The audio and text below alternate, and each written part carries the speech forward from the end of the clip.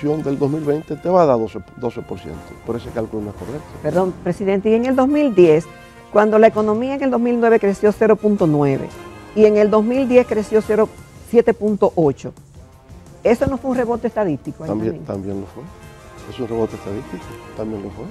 Ahora, si lo compara con el 20, se llama rebote estadístico. Exacto, pero, ahora, pero crecimos. Esos 4 puntos, bueno, lo crecimos. Claro que sí, eso no se pone en dudas. Lo que se cuestiona es que no fue 12, sino 4. Correcto. No, ni en el 10 fue 7.8, sino 3. Correcto. El crecimiento real fue 12.5, usted está manipulando, ya es lo que digo. Abril del 2021, ¿qué dijo el Banco Central? Que crecimos 47%. En abril crecimos 47% de 2021. ¿Qué yo he dicho? Que eso no es posible. ¿Sí? El decrecimiento fue de menos 28. De menos 28. ¿Usted me escucha, Jackie? Sí. Menos 28. Y el país parece que marcha con luces y con sombras. Pudieran verse esos como logros, es decir, como luces, sombras, hay sombras. Entonces, si hay luces y hay sombras, ¿de qué va a rescatar Leonel Fernández y el grupo que le acompaña a la República Dominicana? Rescatarla de las sombras. En efecto, si hay sombras, hay que rescatarla de las sombras, y a eso aspiramos. En que todo está 55, 57, 53. ¿Qué puede decir usted con relación a eso? El día de hoy, Luis Abinader y el PRM tienen 41.5% de intención de votos, la Fuerza del Pueblo 37.5%. Y eso lo saben en Palacio. Repítalo para confirmación, como decíamos. 41.5. Abinader tiene 41.5 y nosotros tenemos 37.5. 37.5. Y usted verá que en la medida en que se acercan las elecciones, esos son los datos que van a salir de la superficie. Usted verá. Esa brecha se va a ir reduciendo. Y por esa razón, la semana pasada, cuando lo vieron, convocaron una reunión de emergencia con la participación del propio Luis Abinader para poner en claro cuál es la estrategia electoral a seguir. Ellos lo saben.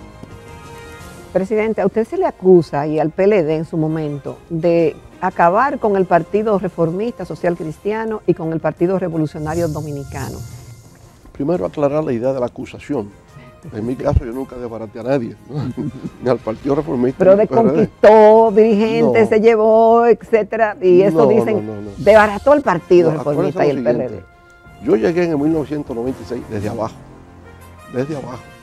Yo salí con un 10% de intención de votos y terminamos en el Palacio Nacional.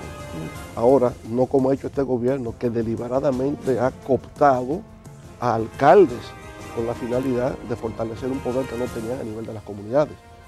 Porque dirigentes pueden venir, pero este ha sido deliberado. Este sí que ha desbaratado o ha intentado desbaratar. Porque yo les puedo profetizar a ustedes, pronosticar a ustedes aquí hoy, que no sacarán 106 alcaldes. Y por tanto, cada alcalde menos que saca es una derrota para el PRD. ¿Y cuánto van a sacar ustedes? Nosotros, yo le he dicho, la proyección nuestra será exponencial. Si vendes a usted ahí al público, ¿por qué que voten por mí? Yo nunca he dicho eso. Bueno, yo nunca he dicho voten por mí. O bueno, pero lo que le ofrezco. Somos una opción. Ya. La opción es experiencia en manejo de crisis. Las crisis que hemos tenido que enfrentar las hemos superado. El actual gobierno ha fracasado en cuantas crisis ha tenido que manejar, que ha tenido que gerenciar. Y esa es la diferencia. La entrevista del Telematutino 11, gente importante a tratar temas importantes. ¿Y qué personalidad más importante? Contamos hoy con la participación del doctor Leonel Fernández Reina, expresidente de la República y candidato a la presidencia por la Fuerza del Pueblo y partidos aliados. Buenos días, presidente. Buenos días, Ramón. Buenos días, Jacqueline. Buenos días. Bienvenido al programa. Muchas gracias, muy amable. Y gracias por compartir con nosotros y ese gran público. He visto en las redes que hay un toque de queda para escuchar sus palabras, presidente. Y justamente hoy estamos a 18 días de las elecciones municipales. Sí. ¿Cómo usted visualiza el panorama que ha recorrido el país entero? Y le hago la pregunta porque recientemente decía el presidente de la República y candidato que ellos van a ganar con el 70%. Ayer un invitado pronosticaba que iban a lograr mínimo 120 alcaldías. ¿Qué siente usted en la calle, tanto para la Fuerza del Pueblo como para la Alianza Rescate RD? Sí, bueno, primero con respecto a lo que se ha dicho desde la esfera oficial. Actualmente el PRM tiene 106 alcaldes, pero en realidad había ganado electoralmente 87. La diferencia es cooptación que ha hecho con alcaldes que han venido de la oposición, del PLD y hasta una alcaldesa nuestra en San Juan. El pronóstico nuestro es que sacan menos de 106 y por lo tanto todo lo que es menos de eso significa derrota para el gobierno, ¿verdad? Al revés, para la Fuerza del Pueblo, que solamente tiene tres alcaldes es lo que tenemos, el crecimiento será exponencial, tanto en lo que se refiere a los alcaldes como a directores de distritos municipales. Eso se puede notar, ese es nuestro pronóstico, ¿verdad? ¿Y por qué? Porque ciertamente vamos viendo en las distintas comunidades una reacción adversa al impacto que ha tenido la crisis económica y social sobre distintas poblaciones. La gente es con euforia que grita para afuera que van, espontáneamente, ¿verdad? Y cifran sus esperanzas en la Alianza Rescate RD y sobre todo, ¿verdad?, en el caso nuestro, que es lo que percibimos en la Fuerza del Pueblo en las calles. De manera que el pronóstico nuestro es radicalmente distinto a lo que se está pensando en el gobierno. La situación actual es calamitosa, la gente está angustiada, la gente, yo diría incluso hay una especie de ira popular en estos momentos y eso se va a reflejar en las urnas. Hay una correlación directa entre situación de la economía y resultados electorales. El momento no es auspicioso para el gobierno, sobre todo cuando ustedes han visto el informe del Banco Central. El crecimiento para el 2023 con esteroides es 2.4% del PIB. Y digo con esteroides porque habían llegado al mes de octubre, empezando noviembre, con 1.9. Entonces, para crecer ese 2.4 había que crecer 6% en el resto del año y lo hicieron crecer 6%. Aún a mí con el 4.7 de diciembre no me da el número, pero bueno. No, yo calculo que lo logran aumentando lo de construcción. Que en el mes de diciembre construcción creciera 9.7, ¿cómo es posible? Cuando durante todo el año construcción fue 2 punto algo. Vamos a la política, a las elecciones, presidente. Muchos de los voceros del partido hablan de que usted está empate, de que está casi cabeza con el candidato oficialista, con el doctor licenciado Luis Abinader. Sin embargo, yo tengo un amigo que mandó un listado de encuestas en que todo está 55, 57, 53.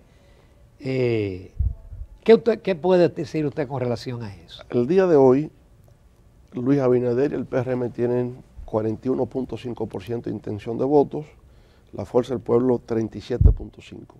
Y eso lo saben en Palacio. Repítalo para confirmación, como decíamos. 41.5. Abinader tiene 41.5 y nosotros tenemos 37.5. 37.5. Y usted verá que en la medida en que se acercan las elecciones, esos son los datos que van a salir a la superficie. Usted verá. Esa brecha se va a ir reduciendo.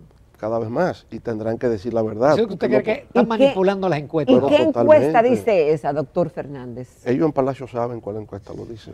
Ellos allá saben muy bien. Si usted sabe quién hizo la encuesta. Perfectamente. Es cierto que hay la posibilidad. Y por esa razón, escúcheme Ramón, y por esa razón la semana pasada, cuando lo vieron, convocaron una reunión de emergencia con la participación del propio Luis Abinader para poner en claro cuál es la estrategia electoral a seguir. Ellos lo saben. Okay. ¿Es posible que sea usted solo el candidato? ¿Que la oposición se una? Yo no puedo decirle eso, ¿verdad? Porque cada partido toma sus decisiones y cada partido con un candidato presidencial pues ya lo asume. Nosotros hacemos lo que nos corresponde como Fuerza del Pueblo. Y como Fuerza del Pueblo, bueno, no hay tal acuerdo, no existe eso. Hay un acuerdo de segunda vuelta, que el que califique recibiría el apoyo del que no califique. Eso es lo que tenemos. Y sobre esa base es que trabajamos, porque ese es el dato real. Y sobre esa base pues vamos creciendo continuamente. Y le diré por qué. ¿Por qué razón? Y yo diría, la Fuerza del Pueblo se está aproximando a un 40% de intención de votos en estos momentos. Y mire, es muy simple. Nosotros tenemos el día de hoy 2.200.000 afiliados. En septiembre fuimos a la Junta Central Electoral y depositamos nuestro padrón con 2 millones de afiliados. Después de eso, se han afiliado 200.000 más. Son 2.200.000. Pero hemos visto a través de nuestro sistema en línea que hay 1.200.000 dominicanos que dicen no somos de la Fuerza del Pueblo, pero vamos a votar por la Fuerza del Pueblo. Por tanto, usted tiene 3.400.000 dominicanos que están en la esfera de influencia de la Fuerza del Pueblo en estos momentos. Vamos a ver. Usted tiene 8.2 millones de votantes, ese es el universo de electores. no va a votar el 100%, normalmente vota el 70%. De ese 70% hablamos entonces de 5.700.000. Correcto, es el 70% de 8.2. Para ganar las elecciones hay que sacar la mitad más uno del 50% de 5.700.000. De lo que vayan a votar. Que son 2.800.000. ¿Verdad? El 50% de 5.700.000 son 2.800.000. Nosotros tenemos 3.400.000 que están en el ecosistema de la Fuerza del Pueblo. Pero apliquémosle la misma fórmula. Tampoco va a votar el 100% que tenemos. Si le aplicamos el 70% a los 3.400.000, al día de hoy la Fuerza del Pueblo tendría 2.400.000. ¿Qué le faltaría? 400.000 votos para ganar en primera vuelta. ¿Dónde están esos 400.000 votos? Dentro del propio círculo que tenemos. Es el efecto de reproducción del voto. De manera que nosotros, sabiendo con nombre y apellido, dirección, cédula, teléfono, correo electrónico, hoy día, donde hay 3.400.000 dominicanos dispuestos a votar por la Fuerza del Pueblo, yo le diría, tenemos un 40% mínimo de intención de votos. Y eso tendría que reflejarse en cualquier encuesta que sea seria, que no sea pagada. Y lo iremos viendo. A medida que pase el tiempo, usted verá que ese dato va a surgir a flote. Presidente, a usted se le acusa, y al PLD en su momento, de acabar con el Partido Reformista Social Cristiano y con el Partido Revolucionario Dominicano, que de ser partidos mayoritarios se convirtieron en minoritarios por las alianzas y los acuerdos que hicieron. Ahora ustedes tienen un acuerdo, Rescate País, Rescate RD, donde está incluido el Partido de la Liberación Dominicana. Ese acuerdo es con un fin posterior a las elecciones, se queda hasta el día de las elecciones y cada cual por su camino, o hay una agenda común a futuro. Primero aclarar la idea de la acusación. En mi caso yo nunca desbaraté a nadie, ¿no? Ni al Partido Reformista. Pero desconquistó dirigentes, se llevó, etcétera, y eso dicen, desbarató el Partido Reformista y el PRD. Yo llegué en el 1996 desde abajo. Yo salí con un 10% de intención de votos y terminamos en el Palacio Nacional. La política es muy dinámica y muy cambiante. En el 2004 yo vine desde abajo. Yo no estaba en el poder, yo vine desde abajo. Y ahora vengo desde abajo. Y de abajo volveremos al poder. Porque todo va indicando que se va en esa dirección. ¿Por qué razón? Porque el actual gobierno no ha sido capaz de gerenciar apropiadamente la crisis. Eso es todo. Eso es lo que lo motiva. Entonces, en el Partido Reformista, ¿qué pasaba? Su líder, el doctor Joaquín Balaguer. Si no está, se siente el vacío de la no presencia del líder. En el PRD, su líder era José Francisco Peña Gómez. Hasta que se construye un nuevo liderazgo, ese vacío se siente. La gente en el tiempo un poco se desmoraliza, se siente excluido, quiero ser parte de lo nuevo, bueno, pues ocurre. Ahora, no como ha hecho este gobierno, que deliberadamente ha cooptado a alcaldes con la finalidad de fortalecer un poder que no tenían a nivel de las comunidades. Porque dirigentes pueden venir, pero este ha sido deliberado. Este sí que ha desbaratado o ha intentado desbaratar, porque se ha fijado exclusivamente en cooptar alcaldes, pensando que sacamos una mayoría de alcaldes ahora en el mes de febrero y eso nos pavimenta el camino para mayo, pero no será así, porque yo les puedo profetizar a ustedes, pronosticar a ustedes aquí hoy, que no sacarán 106 alcaldes. Y por tanto, cada alcalde menos que saca es una derrota para el PRD. ¿Y cuánto van a sacar ustedes? Nosotros, yo le he dicho, la proyección nuestra será exponencial. Exponencial. ¿Por qué? Porque de 3 alcaldes lo único que nos cuesta es subir. Mire, doctor Leonel, todavía hay posibilidad de modificaciones en la alianza senatorial. Sí, hay tiempo, porque eso termina en marzo. El plazo legal para inscribir candidaturas a nivel legislativo es en marzo, por tanto todavía hay espacio para eso. Presidente, ¿por qué, enfóqueme aquí, mi pregunta, ¿por qué votar por Leonel y no por Abinader o Abel? Bueno, hay una experiencia acumulada de manejo de crisis. Y como estamos precisamente en una crisis, usted va a lo que ha sido seguro, a lo que ha tenido éxito manejando crisis. Yo creo que en el caso de Abinader...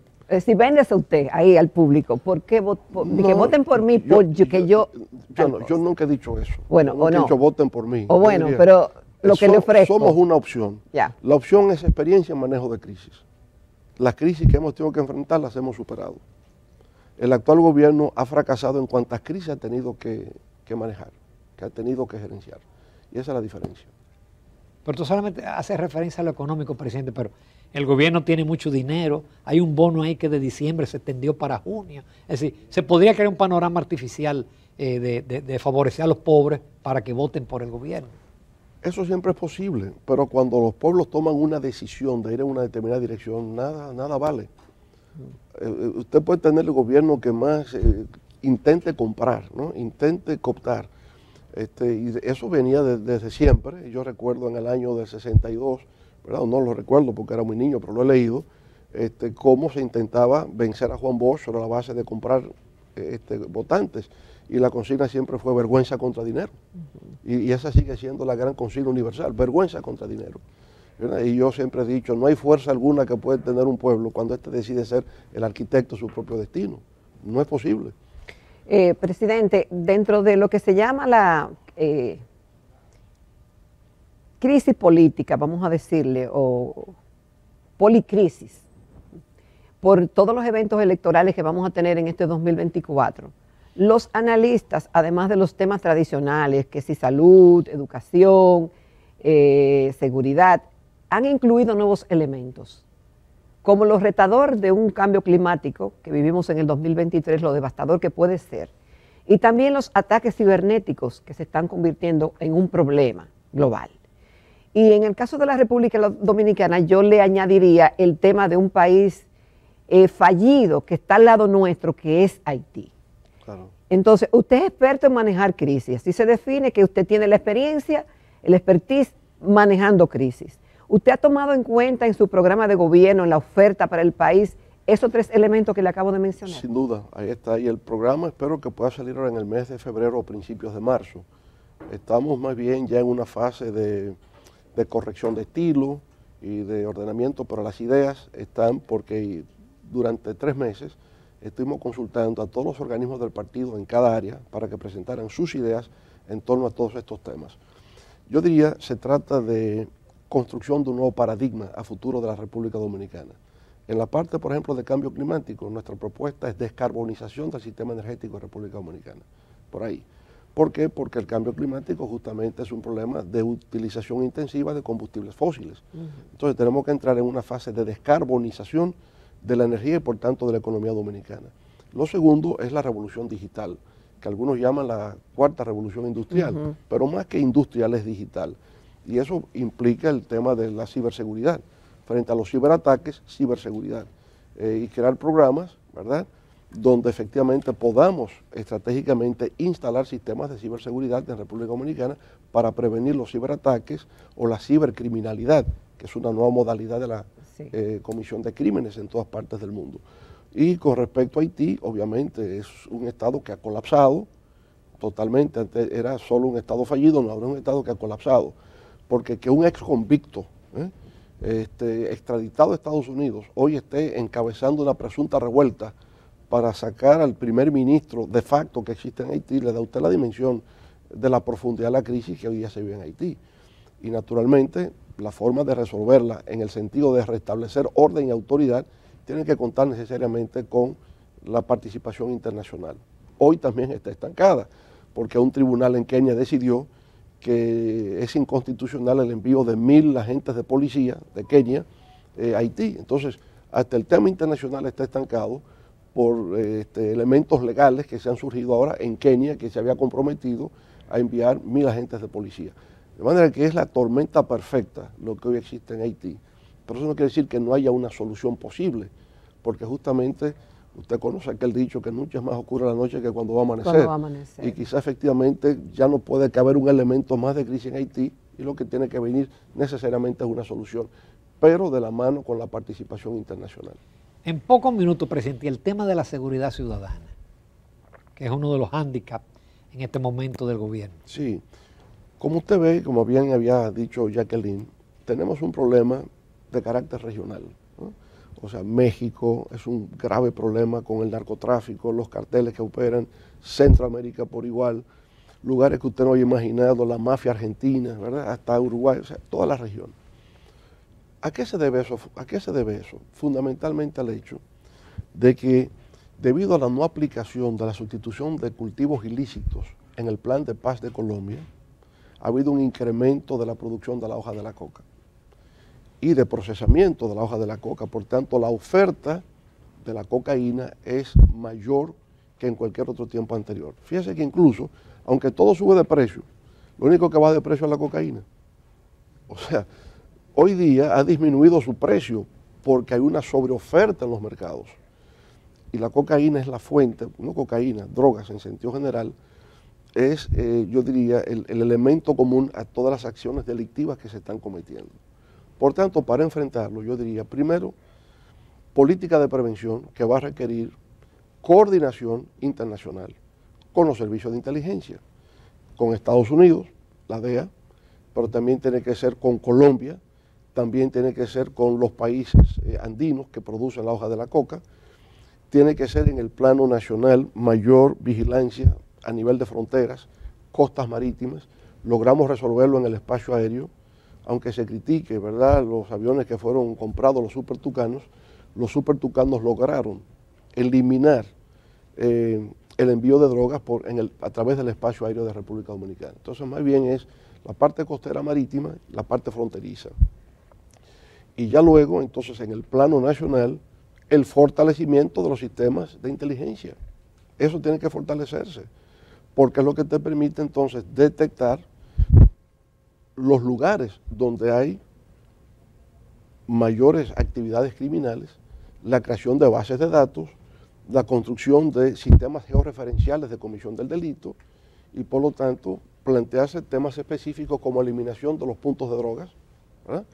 Y cuando tú empiezas a eliminar el microtráfico en combinación con mayor control del tráfico ilícito a través de República Dominicana, que va a requerir de mecanismos tecnológicos de detección inmediata de los furgones donde se lleva la droga, Estados Unidos y Europa, detectar, que no sea selectivo, todos los furgones que pasen que puedan ser objeto de una detección.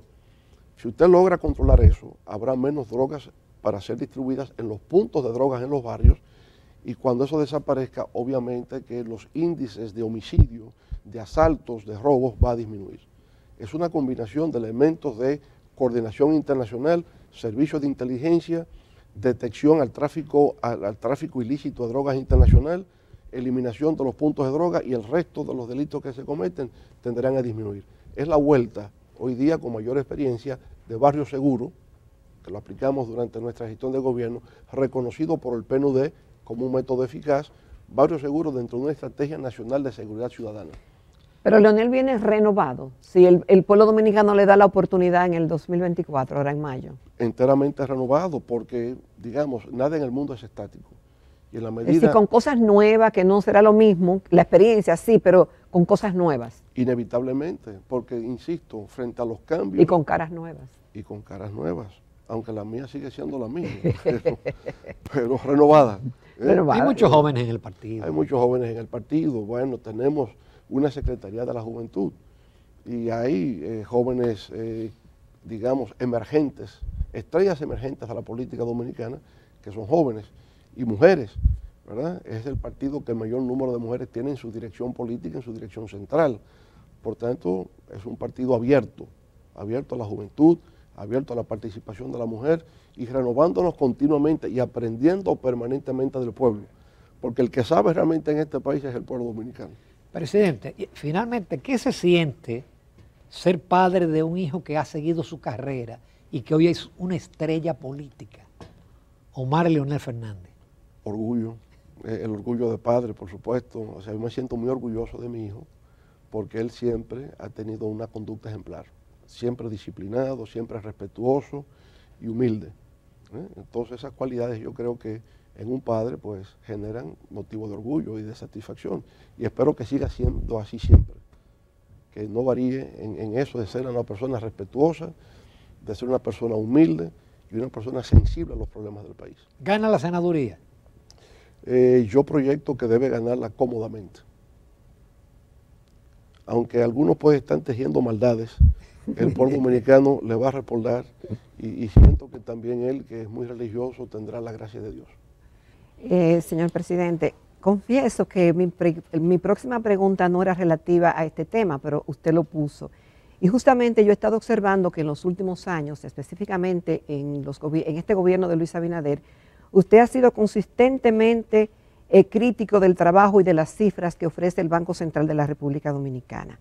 Lo ha culpado de la inflación, de manipular a la opinión pública.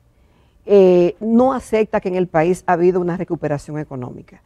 Los organismos internacionales como el Banco Mundial y el Fondo Monetario Internacional atestiguan de que sí, que la economía dominicana goza de estabilidad y que hay un ambiente económico predecible. ¿Por qué las dudas de Leonel Fernández al trabajo que hace el Banco Central, cuando son las mismas autoridades que usted ratificó en 6 oportunidades? ¿Por qué, siendo el mismo talento humano y tomando los mismos parámetros de medición, usted ya no cree en las cifras del Banco Central? ¿Qué lo llevan a esa conclusión? Bueno, vamos a ver.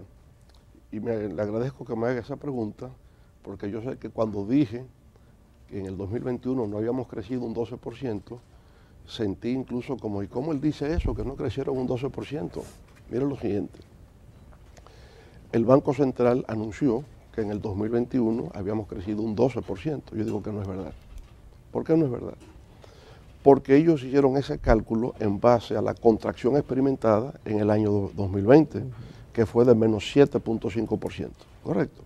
Si usted hace ese cálculo en base a la contracción del 2020, te va a dar 12%, pero ese cálculo no es correcto. Perdón, presidente, y en el 2010, cuando la economía en el 2009 creció 0.9 y en el 2010 creció 7.8, ¿eso no fue un rebote estadístico? También lo fue. ¿Es un rebote estadístico? También lo fue. Ciertamente, claro que sí. Pero el gobierno lo anunció 7.8, no dijo que con relación al otro año. Entonces seríamos situaciones similares. Pero fue un rebote estadístico, obviamente. ¿Cómo te pasa se me permite, presidente, sí. En su momento el Banco Central dijo que el crecimiento fue 3.1. En el 2009. Y después varió el año base y entonces se redujo a 0.9. Eso es. Eso lo conversamos mucho usted. Claro, las reducciones claro. de los años. El concepto es el mismo, correcto. Ahora, si lo compara con el 2019, el año pre-pandemia, te va a dar 4 puntos algo. Ese es el crecimiento orgánico real. Ahora, si lo compara con el 20, se llama rebote estadístico. Exacto, pero, ahora, pero crecimos. Esos 4 puntos, bueno, lo crecimos. Claro que sí, eso no se pone en dudas. Lo que se cuestiona es que no fue 12, sino 4. Correcto. No, ni en el 10 fue 7, 8, sino 3. Correcto. Pues así, es el mismo concepto, no lo puedo variar. Ya. Ahora, cuando usted dice que el crecimiento real fue 12.5, usted está manipulando, ya es lo que digo. Abril del 2021, ¿qué dijo el Banco Central? Que crecimos 47%. En abril crecimos 47% de 2021. ¿Qué yo he dicho? Que eso no es posible. Que en ningún lugar del mundo, en ningún momento de la historia universal, un país puede crecer 47% en un mes. Esa es mi tesis. Ahora, ¿por qué él dijo eso? Porque en abril del 2020 el decrecimiento fue de menos 28. De menos 28. ¿Me escucha, Jackie? Sí. Menos 28 en abril del 2020. Como vengo de una base tan baja, puedo decir que en abril del 2021 se creció 47. Pero fue un crecimiento real. No, imposible. Un crecimiento de 47% en un mes sería una situación de sobrecalentamiento de la economía universal que explota. Entonces no es posible. Por eso yo digo que manipulan. Y en efecto han manipulado. El concepto de rebote estadístico no es un concepto mío. Si se leen los informes de CEPAL, el rebote estadístico fue para toda América Latina. Toda América Latina. Cuando en Colombia se decía que la economía creció 7.5 o 8%, Alicia Bárcena decía, el 80% de eso es rebote estadístico. Y nadie le refutó, porque es la verdad. Es el concepto real. Entonces yo digo que el Banco Central se ha dedicado a manipular las cifras para dar la sensación de que la República Dominicana es un referente mundial y no lo somos, más que en el imaginario superficialmente construido por las propias autoridades. Veamos el año actual. Dice el Banco Central que crecimos 2.4%, ¿verdad? Eso es el año 2023. Y dice en su informe que eso es conforme a sus predicciones o proyecciones de fin de año. Una manipulación. Sí es conforme a sus proyecciones de fin de año, es verdad. ¿Y a su producción de principio de año cuánto fue? Ellos proyectaron que durante el año crecería 4.7 y termina creciendo 2.4. Entonces, escúcheme, pero sus proyecciones iniciales eran que creceríamos por encima de 4 y hemos terminado por debajo de 3. Entonces, usted no acertó en sus proyecciones y eso se llama manipular, porque no dice la verdad completa. Es consistente con nuestras proyecciones de fines de año, pero no es consistente con tus proyecciones de principios de año. Pero una Y ese es el proyección es cuento. una proyección que a veces se da o no por factores internos, por mal manejo o por factores externos. Por muchísimos factores. Porque hasta los mismos organismos internacionales se equivocaron también diciendo el crecimiento de la economía, proyectando el crecimiento de la economía dominicana con un número y terminó con otro, pero también ocurrió con otros países. Pero como no, yo no digo lo contrario, pero ocurrió en el nuestro y esto lo quieren negar. Y lo ocultan y lo manipulan, porque reconocerlo no es un delito. Usted proyectó a principios de año que la economía crecería por encima de un 4%. Resultó que creció 2.4%. Entonces, me equivoqué en la proyección. De eso es que se trata. Presidente, yo quisiera pasar a un tema de futuro, el tema de la educación. Aproximadamente se han invertido entre el 2013 y 2023 1.638.000 millones. A usted mucha gente lo culpó de que usted se opuso, de que en su gobierno no se dio el 4%. Y ahora tenemos un panorama de una inversión monstruosa y hoy la calidad de la educación y el aprendizaje de nuestros estudiantes es peor que hace 10 años. Sí. ¿Cuál sería el modelo? ¿Qué idea tiene usted de la educación en un eventual gobierno suyo? Sí, mire, con respecto a que me opuse, no, yo no me opuse así. Yo dije que tenía que ser gradual, no abruptamente pasar de lo que teníamos a un 4%. Puede ser 4, puede ser 5, puede ser 6, pero tiene que ser gradual en el tiempo. Y yo lo probé que así era. Por ejemplo, en el 2004, ¿cuál era el presupuesto para educación? 11.000 millones de pesos. En el 2012, 8 años después, ¿cuánto era? 58.000 millones de pesos. De 11 a 58. De 11 a 58, un crecimiento de un 500% en la ejecución presupuestaria. Encontré la inversión en educación en 1.2% y la dejamos en 2.7%. O sea, fue gradual. Habríamos llegado al 4% y hasta ir más allá del 4%. Bien. Al hacerlo abruptamente, careciendo de un plan específico, hemos tenido los resultados negativos que hemos tenido. En 10 años, del 2013 al 2023, en una década, la inversión, si la medimos en dólares, 80.000 millones de dólares.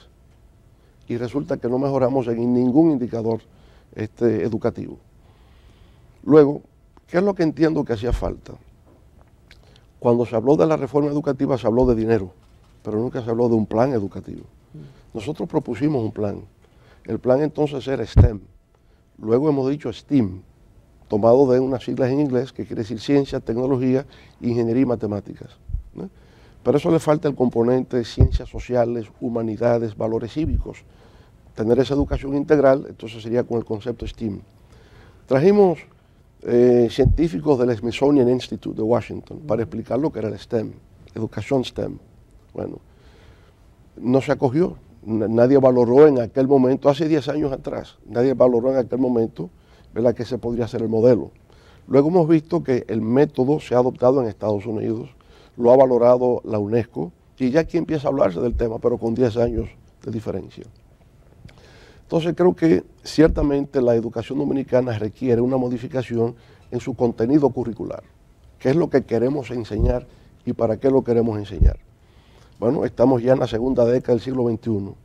¿Qué es lo que estamos viendo? Que este es el siglo, ¿verdad?, del conocimiento, donde incluso la riqueza de un país se va a medir en términos del número de patentes que puede registrar, porque ahí es donde está la creatividad, la imaginación y la fuente de generación de riqueza en este siglo XXI.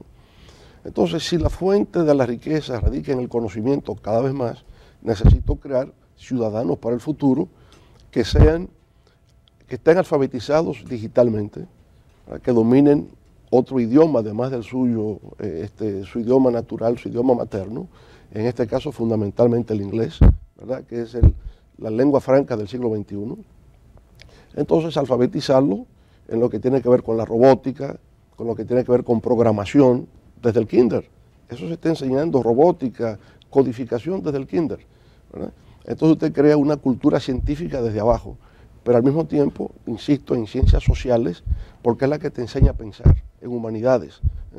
No te convierte, digamos, en un autómata conocedor solamente de la ciencia y la tecnología, sino que también aprendes un lenguaje, una forma de comunicación que es fundamental. Y lo otro en valores cívicos.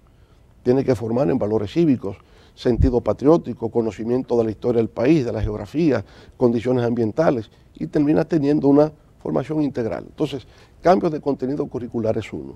Lo otro tiene que ver programas permanentes de formación profesional para maestros. Tienes que adiestrar a los maestros en las nuevas tecnologías.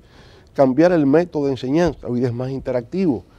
No son conferencias magistrales que dicta un maestro verticalmente a unos alumnos que reciben pasivamente.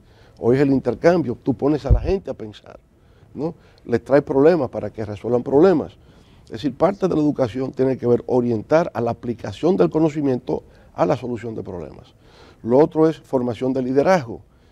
Liderazgo significa trabajar en equipo, el esfuerzo colaborativo, cómo el conjunto es superior a la individualidad. Eso tiene que ser enseñado en el aula. Entonces sí, tiene que haber una modificación sustancial en todo lo que concierne a la educación. Exámenes. Mire, con los exámenes PISA, yo creo que en el fondo estamos empezando a familiarizarnos con lo que son los estándares internacionales, que no es que usted responda de memoria un concepto. ¿Qué es biología? Biología es la rama de las ciencias naturales que estudia la célula. Te ponen un problema para que resuelvas el problema. Lo que se quiere ver es su capacidad de razonamiento, no su memoria. Entonces nosotros en República Dominicana, la educación nuestra nunca ha estado orientada a resolver problemas, sino que está orientada a una apelación memorística constantemente. Entonces esos cambios se van dando. Los exámenes internacionales, a los estudiantes se les adiestra a tomar esos exámenes.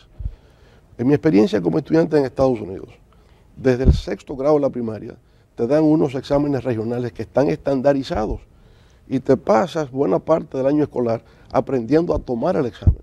Y lo mismo pasa cuando estás en 8º y lo mismo en el high school. Tú tienes que aprender a tomar esos exámenes. Ya luego cuando vas a la universidad, el GRE, el LSA, tienes que aprender a tomar exámenes estandarizados. Existen industrias que publican libros con modelos de exámenes para que aprendas a tomarlo. Los médicos dominicanos, cuando quieren tomar la licencia, se someten a exámenes estandarizados. Nosotros no tenemos esa cultura. Eso es lo que aparece en PISA. Tenemos que aprender, a los maestros dominicanos tienen que orientar a los estudiantes a tomar exámenes de ese tipo.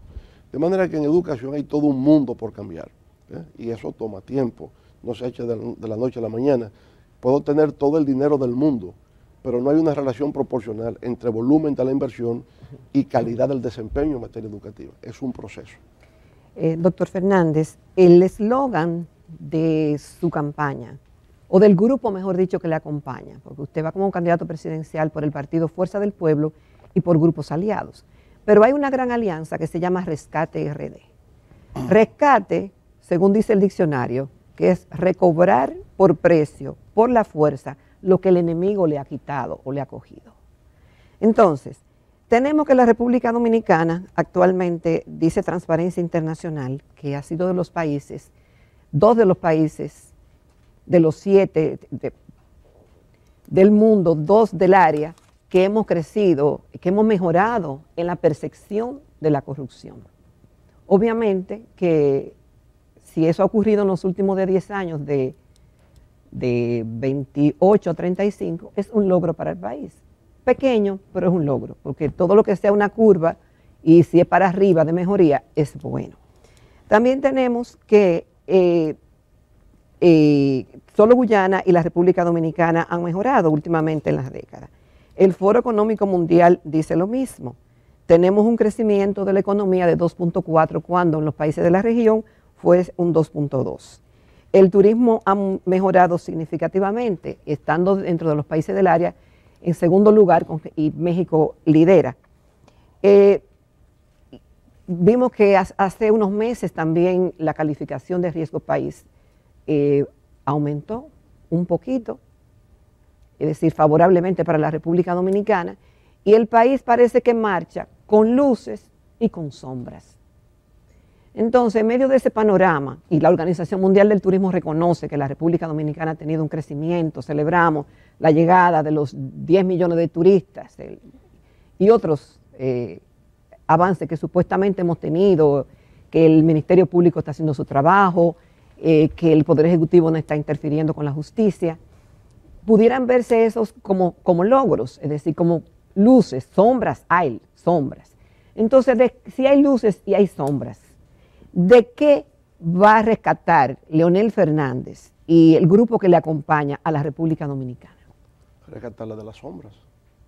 En efecto, si hay sombras, hay que rescatarla de las sombras, y a eso aspiramos. Entonces, ¿con cuál elemento diferenciador, presidente? Porque ya usted lo ha sido en 3 oportunidades, 12 años. Y en medio de un panorama que hay una policrisis mundial, y justamente en este 2024, que hay tantas elecciones y tantas situaciones internas y externas de los países, realmente la situación se torna con mucha tensión para esta región del mundo. bueno, fíjese, ¿Cuál es su elemento diferenciador? Yo llegué en el año 2004 como resultado de una crisis, la crisis bancaria del año 2003, y superamos esa crisis. Pero no hay crisis ahora, supuestamente. Superamos, no, quiero decir que en condiciones desventajosas de una crisis la superamos. En el año 2008, la crisis financiera global nos afectó. La crisis de los precios del petróleo, $147 el barril, y la superamos. O sea, nosotros navegamos sobre crisis y la superamos todas. Y en promedio, la economía dominicana durante mi gestión creció cerca de un 7% promedio anual, en medio de crisis. ¿Verdad? Entonces la crisis, o tú zozobras frente a la crisis o superas la crisis. Y yo lo que digo es que este gobierno ha sido muy cosmético y muy mediático en decir que supera una crisis que niega en la práctica, porque para ellos no existe crisis. Entonces, no es comparable el 2.4% de crecimiento del PIB, que es el más bajo nivel de crecimiento que ha tenido República Dominicana fuera de los años de crisis. Entonces, esa es parte de las sombras. Queremos rescatar a la República Dominicana de esa sombra de bajo crecimiento y volverla a llevar a un crecimiento que esté por encima del 6%, como era cuando yo dirigí los destinos de este país. Ahí rescatamos eso. Y al rescatarla de nuevo del bajo crecimiento significa generar empleos, significa dinamizar la economía, significa salir de la pobreza, porque no es consistente el dato de que usted baja pobreza cuando la economía no crece. Usted tiene que ser consistente en el razonamiento. Usted ve, ese no pasaría el examen PISA. No lo pasaría, porque si la economía no crece, ¿cómo es que baja la pobreza? ¿Verdad? No es consistente el razonamiento. Y el entorno internacional definitivamente influye en la economía y en lo que pasa localmente en los países. Y tenemos un entorno internacional impredecible por muchas razones, que usted conoce mucho mejor que nosotros. Claro. Además de las guerras, lo que implican los commodities, los precios, el petróleo, variables, cambio climático que no controlamos. Claro. ¿Cómo crecer? Porque esos factores que son externos, que no son nuestros, claro, influyen en lo que pasa en el país. Totalmente. ¿Y qué ha hecho el gobierno para mitigar el impacto de esos factores externos? Cobijarse en la deuda. ¿Y a dónde llega la deuda? 40.000 millones de dólares en 3 años. Eso no tiene antecedentes en la historia financiera de la República Dominicana. Este gobierno en tan solo 3 años ha acumulado un nivel de deudas mayor desde que se fundó la República hasta que ellos llegan al gobierno. Entonces han utilizado la crisis internacional para justificar esa deuda desmesurada que se ha tenido. Por lo tanto, ellos han aprovechado la crisis para acumular unos recursos que no le han servido de nada para hacer que la economía crezca. Y en términos de crecimiento, ellos dicen, bueno, América Latina, República Dominicana siempre estuvo liderando el crecimiento económico de los países de Centroamérica. Estaba a la par con Panamá. Hoy día, con ese 2.4, República Dominicana está por debajo de Guatemala, está por debajo de El Salvador, está por debajo de Nicaragua, está por debajo de Costa Rica, cuando éramos los líderes de crecimiento económico de todos esos países. Son las sombras, y de esas sombras que queremos rescatar a la República Dominicana. Hablando de deuda, presidente, la deuda pública consolidada ronda los 72.000 millones y más del 60% del PIB. Para el presupuesto del año que viene, el pago de intereses va a consumir el 25% de los ingresos tributarios. Sin embargo, el gobierno dice que no, que el manejo de los pasivos ha sido exitoso y que no hay problema de sostenibilidad fiscal. Sin embargo, muchos economistas advierten que si no hay una reforma fiscal en la próxima administración, corremos el riesgo de tener un problema de sostenibilidad fiscal. ¿Comparte usted la idea de una reforma fiscal en el primer año de un próximo gobierno? Bueno, recuerde que el concepto de reforma fiscal estuvo en la Ley sobre Desarrollo Sostenible de República Dominicana. Esa ley está ahí, ¿no?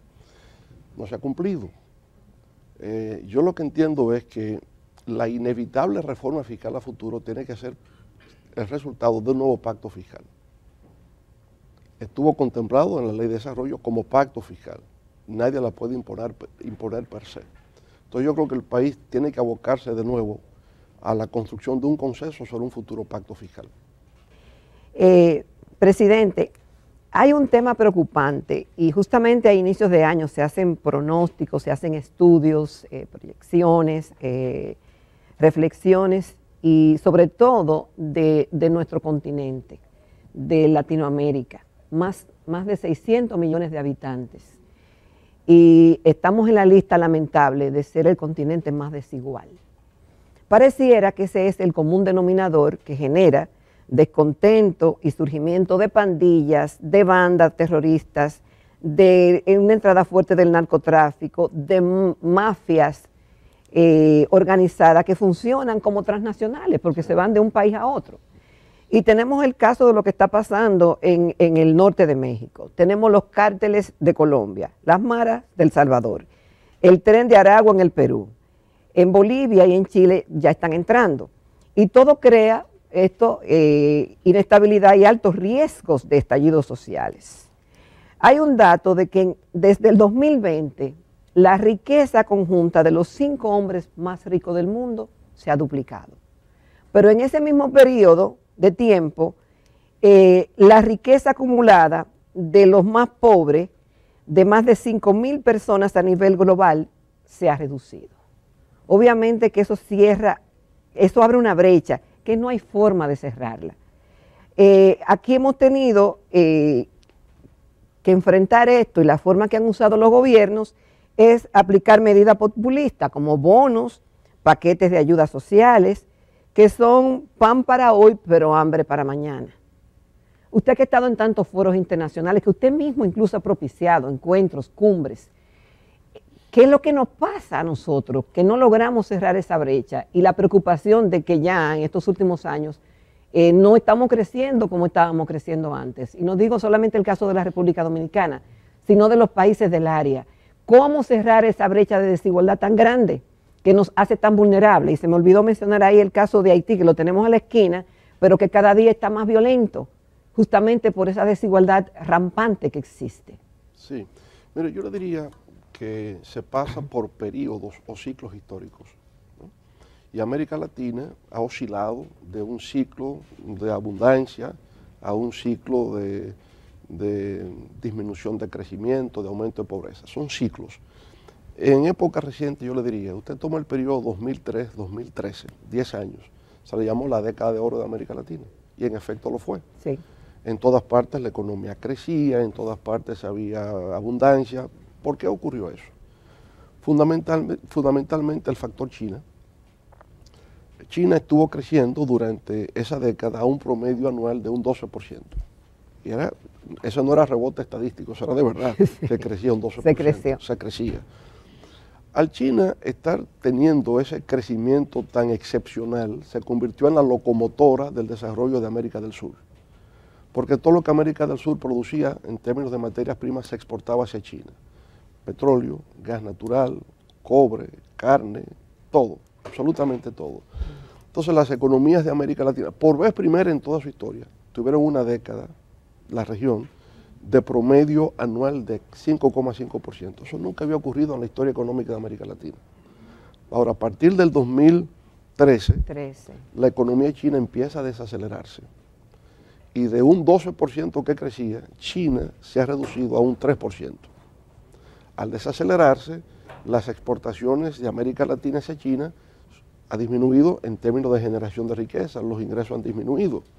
Fíjese que a partir entonces, del 2014 al 2019, en ese lustro anterior a la pandemia, la economía de América Latina descendió a 0,5%. de un promedio anual en una década de 5.5 desciende a 0.5. Y cuando desciende a ese nivel de crecimiento en 5 años, ¿qué ocurrió? Protestas por todas partes, protestas en Venezuela, protestas en Colombia, protestas en Perú, protestas en Chile, que usted no se imaginaba que Chile iba a tener esa situación de inestabilidad política. Bueno, entonces viene la pandemia, agrava la situación económicamente. La pospandemia, también en América Latina, como en todas partes, ha tenido su incertidumbre, porque lo que usted dice es verdad, que se trata de una crisis global, lo es. El tema radica, el liderazgo radica en cómo usted gerencia una crisis, porque en medio de gerenciar la crisis, o usted o sucumbe o usted da un salto hacia adelante, y esa es la historia. Usted tiene, y lo cito, digamos, en términos de personajes históricos, antes de la crisis financiera global del 2008, históricamente, ¿cuál fue la gran crisis del capitalismo? La Gran Depresión del año 1999, ¿verdad?, que empezó en el 1999. ¿Quién era presidente en Estados Unidos? Herbert Hoover. Bueno, ¿y qué pasó? Que Hoover no entendió el motivo de la crisis y no adoptó ninguna medida, ¿verdad?, para que la crisis fuese superada. Entonces, ¿quién vino? Franklin Delano Roosevelt. ¿Y qué hizo Roosevelt? Revolucionó el Estado norteamericano y creó todas esas que ustedes hacen referencia, que hoy califican de populistas. Porque ¿quién creó el seguro de desempleo? Franklin Delano Roosevelt. ¿En base a qué? Políticas keynesianas. John Maynard Keynes, el gran economista británico, planteó el nuevo rol del Estado para crear mayor equidad. Entonces, justamente el seguro de desempleo lo puede ver hasta con un sentido pragmático, ni siquiera humanitario. Para que la economía funcione, la gente tiene que demandar. Y para demandar tiene que tener dinero. Tiene que tener dinero. Claro, y el seguro de salud, el seguro social, todas esas son medidas creadas en medio de la crisis, ¿verdad? Y como pudo adoptar esas medidas en medio de la crisis, fue superada. Y Franklin Delano Roosevelt fue electo 4 veces presidente de los Estados Unidos, porque supo gerenciar una crisis. Entonces ahora, en todo esto es el papel del Estado. Si tú dejas todo al libre mercado, el libre mercado crea inequidad por naturaleza. Se genera el darwinismo social, que sobrevivan los más aptos. Entonces ahí se plantea justamente el rol del Estado para crear niveles de equidad social. ¿Y cómo lo hace? A través de programas sociales. Entonces nadie le podía criticar a Lula su programa de transferencia de recursos a los más pobres, creando la condicionante de que los niños tienen que ir a la escuela, porque sacó 40 millones de brasileños de la pobreza con ese programa. ¿Es populista? Bueno, mira, yo no sé, la palabra populismo en las ciencias políticas tiene un carácter muy elástico. Hoy todo es populismo. Populismo es Donald Trump y es Hugo Chávez, pero se trata de dos personalidades radicalmente diferentes, y le aplico el mismo mote de populista. Entonces yo creo que se requiere mayor rigor en el uso del concepto de populismo, porque es una descalificación moral a lo que contribuye a generar equidad social. Programas sociales desde el Estado, en auxilio de los más débiles, en auxilio de los más desfavorecidos que puedan alcanzar un cierto nivel e insertarse en la sociedad. Entonces, cuando usted ve en los países desarrollados el que una persona tenga unos ingresos superiores a lo que tiene el Producto Interno Bruto de un Estado, es porque justamente no ha habido regulación. ¿Y dónde viene esa riqueza? Justamente de las empresas tecnológicas, que son hoy día la mayor fuente de creación de riqueza, porque es una revolución la que se está llevando a cabo en materia económica. La revolución digital ha transformado el mundo en todos los aspectos. Ustedes mismos aquí en la televisión sienten el impacto de esa revolución digital. Entonces, los hombres, las empresas que han estado al frente de eso, han tenido un nivel de acumulación que yo diría, al ritmo que va, en el margen de una década, tendremos el primer hombre, la primera persona que tendrá, yo digo en inglés, $1 trillón. Yo nunca uso el billón de la lengua española, porque aquí no usamos la palabra millardo, y esa es una discusión que siempre tengo con Daniel Toribio. Yo uso el trillón como millón de millones y billón como 1.000 millones, porque nosotros en República Dominicana nunca usamos la palabra millardo para referirnos a 1.000 millones. Aquí no se usa millardo. Entonces el trillón son 1 millón de millones. Pues pronto tendremos a un ciudadano en el mundo que tendrá 1 millón de millones de dólares. ¿Por qué? Porque hay una acumulación que se da sobre el impacto que está teniendo las tecnologías de la información y la comunicación, y que hoy día es inteligencia artificial, es robótica, y dentro de poco, biología sintética y física cuántica, ¿verdad?, que es lo que viene a revolucionar el mundo. De manera que en todo eso, ¿verdad?, hay una evolución continua que impacta la economía, es disruptiva, lo transforma todo, genera incertidumbre y en medio de eso generador de unos niveles de desigualdad sin antecedentes en la historia mundial. Presidente, hay un tema obligado, especialmente por el artículo que usted escribió ayer en el Listín Diario con el Departamento Nacional de Inteligencia, porque ya usted no se va no solamente a la parte constitucional, sí, violatoria de artículos clave de su constitución, de la del 2010, sino que usted se va a elementos ya, vamos a decir, de la ideología implícita en esa entidad que supera o le quita funciones o adopta funciones de las Fuerzas Armadas, de la policía, y que desmantela importantes organismos de inteligencia de cada uno de los cuerpos de las Fuerzas Armadas. Sí, en efecto.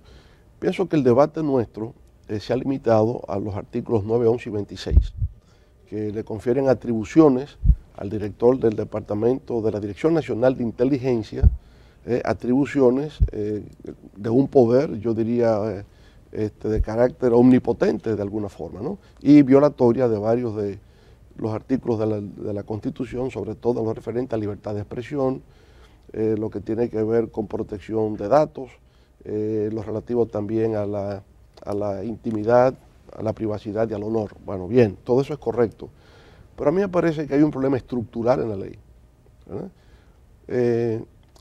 Y no parte de proyectos que se habían presentado con anterioridad, especialmente por Elías Cerulle en el año 2016 y luego por su esposa, compañera de nuestro partido, Lourdes Castillo de Cerulle. Ellos plantearon un proyecto de ley sobre la creación de un sistema nacional de inteligencia con 123 artículos, no 39 como tiene el actual proyecto. Y no es lo mismo crear un sistema nacional de inteligencia que tener una ley para cambiar un departamento nacional de investigación por una dirección nacional de inteligencia. Son dos cosas distintas. En lo que se ha aprobado, lo que se procura es que un departamento nacional de investigaciones, DNI, donde las Fuerzas Armadas, de acuerdo con la ley que creó el DNI, el Departamento Nacional de Investigaciones, la ley 875 de 1978, esa ley le confiere a las Fuerzas Armadas la primacía en lo que tiene que ver con los servicios de inteligencia del país. Y en efecto, las Fuerzas Armadas tienen el J2, el G2 y el M2, y la policía tiene un departamento de inteligencia criminal. Bueno, así es como está concebido. Ahora, la Constitución de la República le confiere a las Fuerzas Armadas la obligación de hacer preservar la seguridad nacional. Seguridad nacional es un tema de las Fuerzas Armadas. Seguridad ciudadana es un tema de la policía. Cuando usted analiza las disposiciones legales de otros países, y tal vez el que más sirve de referencia es el FBI en Estados Unidos y la CIA, por ejemplo. ¿Qué es lo que es el FBI? El FBI sirve para seguridad e inteligencia interna de los Estados Unidos. Es el Buró Federal de Inteligencia. Cuando dice de seguridad, sí, pero la seguridad que maneja está subordinada al Departamento de Justicia de los Estados Unidos, que es el Ministerio Público. Entonces ellos no pueden hacer ninguna labor de seguridad si no es bajo la dirección del Ministerio Público, el Departamento de Justicia. En la ley nuestra, en la ley creada, no. Le podrán facilitar al Ministerio Público pruebas que ellos han obtenido mediante la recopilación de información. Incluso lo deja como algo a disposición del DNI, de la Dirección Nacional de Inteligencia que se ha creado, no como obligación, cuando debe ser subordinación al Ministerio Público para cualquier investigación de tipo penal, por ejemplo. Y cuando se trata de inteligencia, entonces el FBI es parte de la comunidad de inteligencia de los Estados Unidos, de la que forma parte la CIA y de la que forma parte el Consejo de Seguridad Nacional, que trabaja directamente con la presidencia de los Estados Unidos. Entonces ahí coordina, o sea, comparte, no que coordina, no está por encima. Y naturalmente por encima de todo está el Pentágono, están las Fuerzas Armadas, que tiene su propio servicio de inteligencia, ¿verdad? En el caso nuestro, ¿qué es lo que ocurre? Que coloca al J2, al G2 y al M2 por debajo del Departamento Nacional de Inteligencia, que tienen que coordinar con ese DNI lo que hacen las Fuerzas Armadas. Está despojando a las Fuerzas Armadas de su labor, digamos, principal de seguridad, Nadie puede estar por encima de las Fuerzas Armadas en ese aspecto, porque es una atribución constitucional y además porque en la práctica es una experiencia personal que yo tengo. Si algo funciona en este país son las Fuerzas Armadas. Eso funciona. Cuando en este país se produce una crisis de lo que sea y usted manda a buscar las Fuerzas Armadas, esa gente siempre tiene un plan. Y están ahí. Y están ahí y hay una disciplina, y hay una jerarquía y ahí se cumple. Cuando se presentaron catástrofes naturales en mi época de gobierno y yo mandaba a buscar las Fuerzas Armadas, eso se hacía. Por tanto, no le veo sentido a unos organismos que funcionan, usted despojarlos de eso, porque eso funciona. Y es importante tener distintas agencias que puedan comparar entre sí los niveles de información que van captando, cómo se interpreta y cómo se analiza con fines estratégicos. Pero no es que estén subordinados a un supraorganismo que coordine y decide, no puede ser. Entonces yo digo que hay problemas estructurales en el concepto de Sistema Nacional de Inteligencia en la ley que se ha creado. Sí, presidente, se dice que hay una crisis de liderazgo y que esa crisis existe en Estados Unidos porque tenemos a Donald Trump, un presidente controversial, candidato con casos penales pendientes en la justicia de los Estados Unidos, y Joe Biden, que por su edad muchos lo cuestionan. Y tenemos también ese contraste en algunos países de América Latina. Y yo quería preguntarle su opinión sobre Javier Milei, presidente de Argentina, y de Nayib Bukele, que busca una repostulación en El Salvador y que ha hecho una transformación en ese país. De esos modelos, ¿qué usted opina? Y de esas personalidades. ¿Qué opina de Milei, por ejemplo, y de Nayib Bukele? Bueno, mire, en el caso de Milei en Argentina ocurre en un contexto de un virtual colapso del sistema económico argentino. Cuando usted tiene una inflación de un 125% y el candidato del partido oficial es justamente el ministro de Hacienda, entonces es muy vulnerable porque la población siente el impacto de una crisis descomunal. Entonces, cuando hay crisis de esa magnitud, la gente está hastiada, la gente está desmoralizada, está frustrada, es impotente, lo que sea, que venga lo que sea, que no sea lo que tenemos. Y ahí es donde justamente vienen figuras que se presentan mesiánicas y que van a resolver los problemas, y cuando vienen lo que hace es que las agravan más, porque las agravan. ¿Si usted cree que la va a agravar? Mire, lo que pasa es que, ¿cuál es su formación doctrinaria? Libertario. Libertario. Libertarian, dicen los americanos, ¿verdad? Entonces, ¿cuál es la visión libertaria? Neoliberalismo radical, neoliberalismo fundamentalista. Que fracasó ya. El neoliberalismo normal fracasó, este es neoliberalismo radical. Entonces, ¿en qué consiste? El problema que tenemos se debe a los subsidios. Él ofreció, está de que lo pueda ejecutar y el resultado que vaya a tener.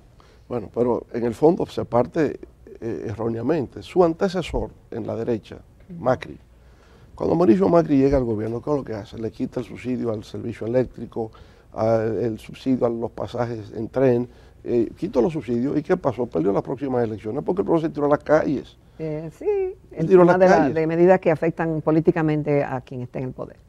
Pero porque afectan al pueblo. Entonces, como usted decir aquí, mira, elimina el subsidio al sector eléctrico. Mira, me parece económicamente bien. Financiera me parece correcto. Pero políticamente... Y socialmente, porque socialmente la gente va a protestar. Y eso es el miedo que se tiene. Entonces yo le diría, toda reforma que usted lleva a cabo necesita tres componentes. Primero, que sea económicamente racional, perfecto. Segundo, que sea socialmente incluyente. Y tercero, que sea políticamente viable. Si usted no conjuga esos tres elementos en la ecuación, usted va a fracasar. Entonces usted tiene un Milei que llega, toma medidas que no son socialmente incluyentes y que no te garantizan estabilidad política, ¿hacia dónde va? ¿Y Bukele? Bukele es un caso interesante porque Bukele procura la innovación. Y procura la innovación porque él ha comprendido, como se tiene en todas partes, que el status quo se ha agotado. El modelo prevaleciente, la sabiduría convencional se ha agotado. Entonces, él trata de innovar y sobre todo su innovación radica en el tema del manejo de la criminalidad y el trato a los sujetos privados de libertad. La gente está contenta. Sí. En El Salvador la gente está contenta porque un problema fundamental fue las maras. y él ha logrado controlar las maras. Ahora, lo que se cuestiona es si su modelo es viable a largo plazo, porque también es un modelo que implica violación a los derechos humanos.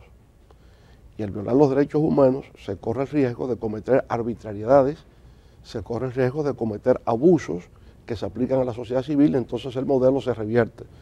Yo creo que su éxito radica en entender que no se puede seguir haciendo más de lo mismo, que hay que procurar innovar. Ahora, lo que hay que ver es si su innovación es sostenible en el largo plazo. Eso es lo que se discute. Hay elementos, por ejemplo, en otro aspecto, cuando él quiso crear el Bitcoin como moneda oficial, bueno, eso no podía ser, porque el Bitcoin o las criptomonedas no se crean para ser monedas del Estado, al revés, surgen como cuestionamiento al monopolio que tienen los estados para emitir monedas. Entonces, si es así, yo no puedo hacer del Bitcoin la moneda oficial de un país, porque va en contradicción con la idea que dio origen al surgimiento de las criptomonedas. Hoy día los estados están creando, los bancos centrales estarían creando monedas digitales. Habría un dólar digital, habría un euro digital en el tiempo, pero eso no es criptomonedas. Eso es la transformación del dinero en una nueva modalidad, como antes, ¿verdad? La moneda de circulación, la tarjeta de crédito, es una modalidad que se crea de poder adquisitivo. El peso digital, el dólar digital que ha de venir en el futuro es una nueva modalidad de uso de un sistema de intercambio, pero no las criptomonedas. Entonces él quiso innovar con eso y cuando ha venido el colapso de las criptomonedas, entonces bueno, ¿en qué me quedo? Eso pone en riesgo, ¿verdad? Pone en riesgo toda la economía salvadoreña. De manera que él es muy creativo, él es muy innovador, él es muy imaginativo y hay cosas que pueden salir bien o no pueden salir tan bien. Presidente, solamente nos resta agradecer en todo lo que vale y ojalá poder contar un par de veces de aquí a mayo con su participación. Una vez en abril. En abril. Porque nos quedaron muchos, yo sé que hay muchos programas. En la primavera. Hay muchos programas y mucha demanda, pero muchísimas gracias, señor presidente. No, gracias a ustedes y muchos éxitos siempre en este programa que yo sé que tiene una gran audiencia nacional. Y hoy más que nunca. Hoy más que nunca, bueno. Nos despedimos, señores. Muchísimas gracias, nos vemos mañana si Dios quiere.